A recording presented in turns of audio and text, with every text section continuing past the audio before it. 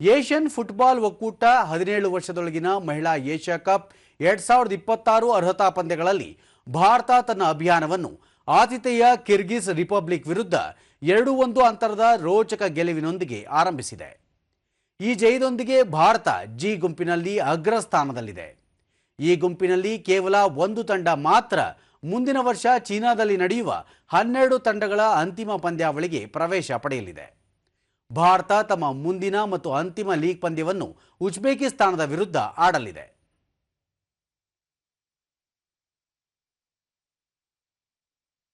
ಈ ನಡುವೆ Saudi Arabia 2027ರ ಅರ್ಹತಾ ಸುತ್ತಿನ ಫೈನಲ್ ಸುತ್ತಿನ 4ನೇ ಪಂದ್ಯದಲ್ಲಿ ಭಾರತೀಯ ಪುರುಷರ ಹಿರಿಯರ ಫುಟ್ಬಾಲ್ ತಂಡ ಗೋವಾದ ಪಂಡಿತ್ ಜವಾಹರ್ಲಾಲ್ ನೆಹರು ಕ್ರೀಡಾಂಗಣದಲ್ಲಿ ಇಂದು ಸಿಂಗಾಪುರ ತಂಡದ ವಿರುದ್ಧ ಕಣಕ್ಕಿಳಿಯಲಿದೆ.